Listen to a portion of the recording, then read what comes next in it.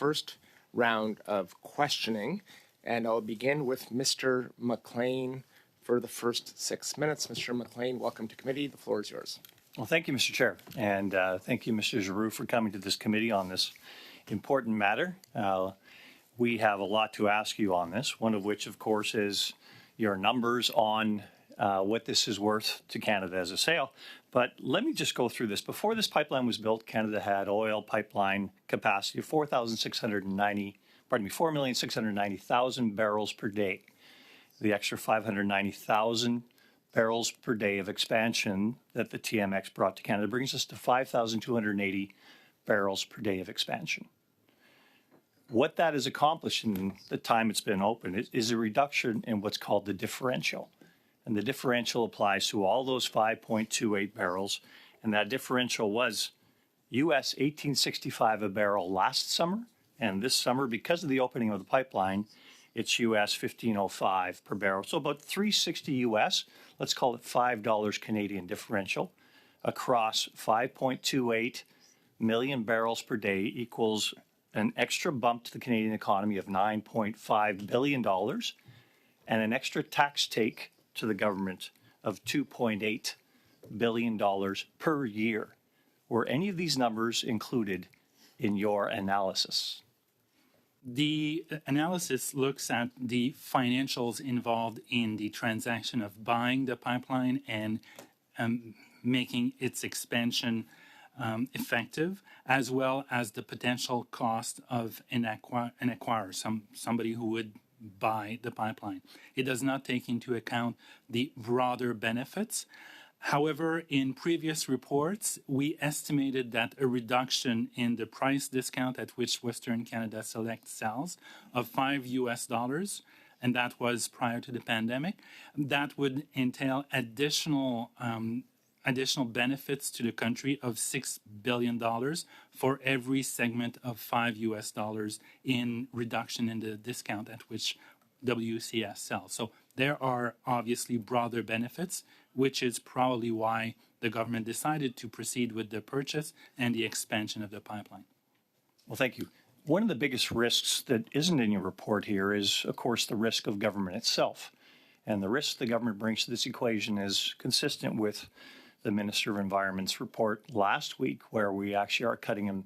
He plans to cut emissions in Canada at a rate by 2032 that is, according to every player in industry, an indication that we're going to have to cut production by 1 million barrels per day. So take that 5,280,000 barrels per day and turn it down by 1 million per day.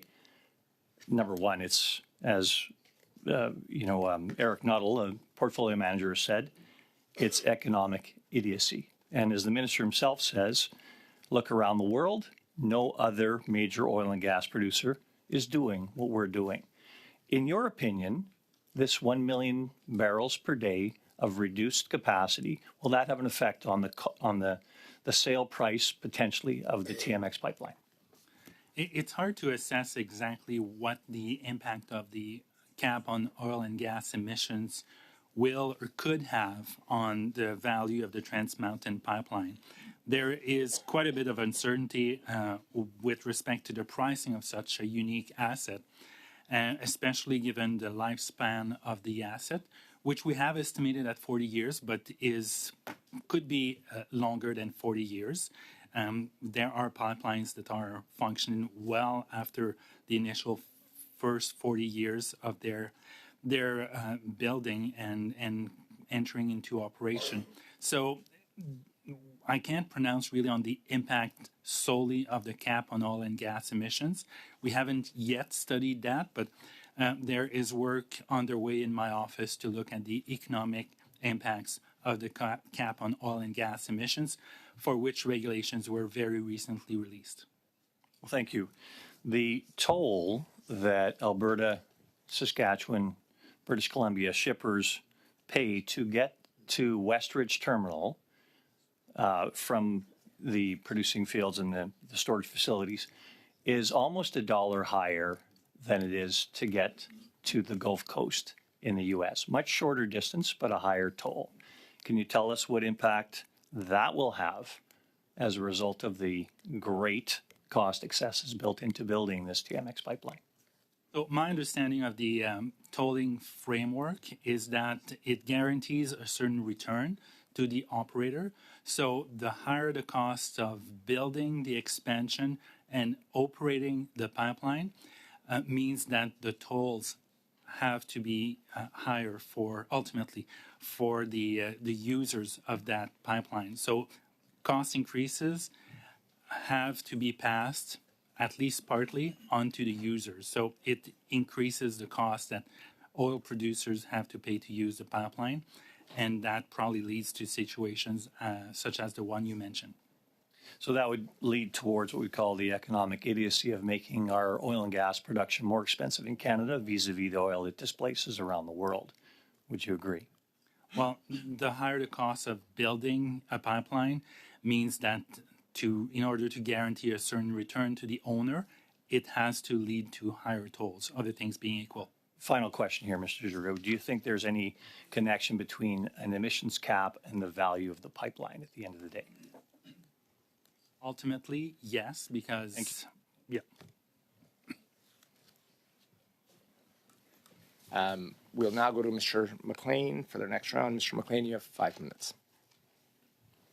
Well, thank you, Mr. Chair. Mr. Giroux, further to our last questions, there's no serious forecaster in the world that looks at energy production and sees a decrease in the amount of oil produced in a year in the world in the next few years. There's no serious forecaster or Western democracy that doesn't see Canada's contribution to that oil as being fundamental for world security and for greenhouse gas emissions, because we have very good social outcomes and very good environmental outcomes.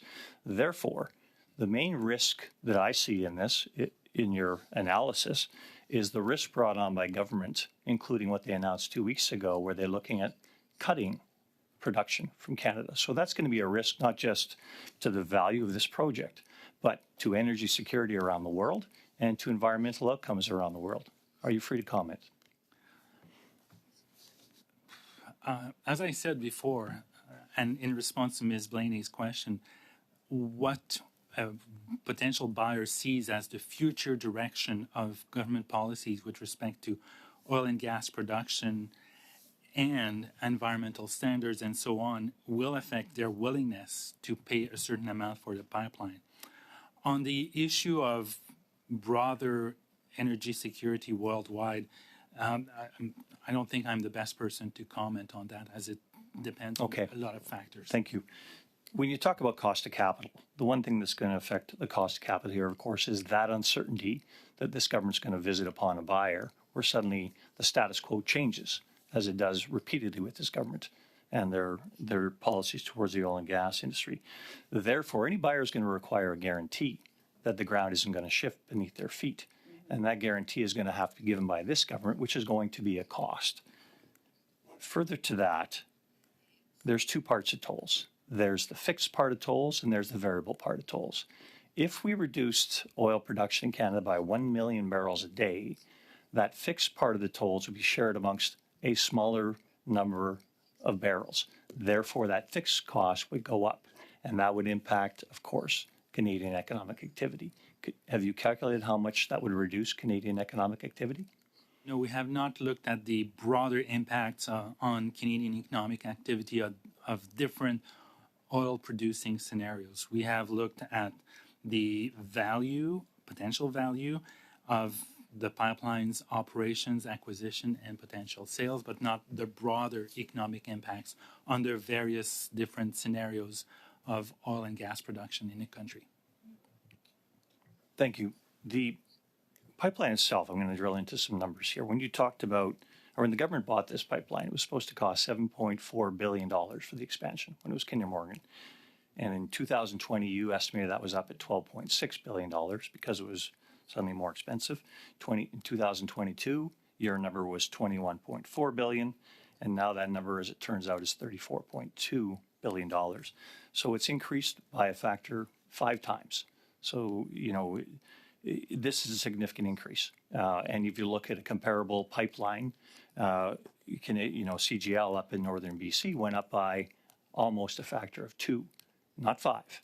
So you can talk about engineering, and that was a new pipeline and a new route. So the question I think Canadians want to know, Mr. Giroux, where did the money go? That's a very interesting question. And we didn't do an audit of what happened in the construction phase, or whether the funds were well spent, or whether there would have been better ways to proceed with the expansion.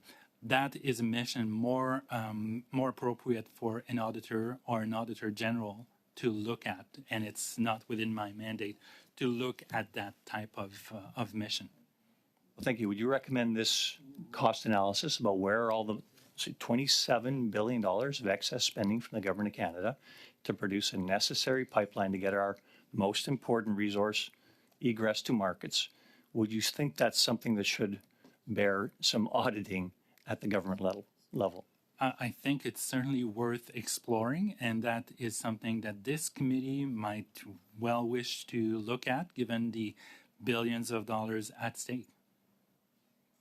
Well, thank you very much. The whole thing we're looking at here, and let's look at, the lack of connection between the value of this pipeline, if you will, which is predicated upon a supply of oil getting to market, getting to Tidewater, and yet 2 weeks ago you've got 2 ministers coming out saying we're effectively going to be cutting Canadian production by 1 million barrels a day.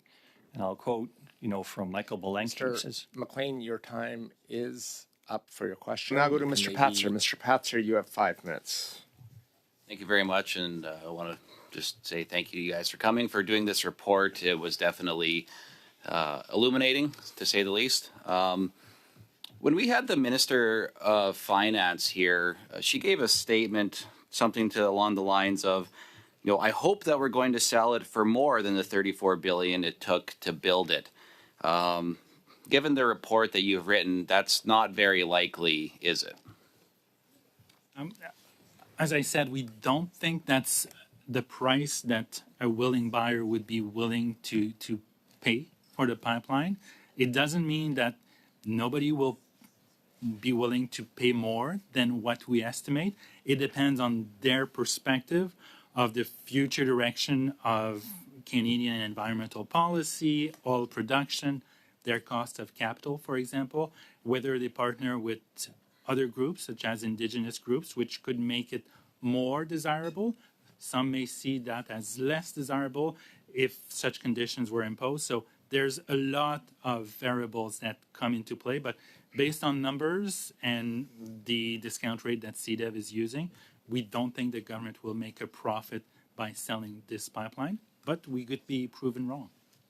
Do you think the government was using numbers different than what you had available to you as part of the study that maybe would have given them the ability to say that, possibly? Well, one of the important factors in assessing the value of a pipeline for prospective buyers is the discount rate, and we use the same one as the government is using.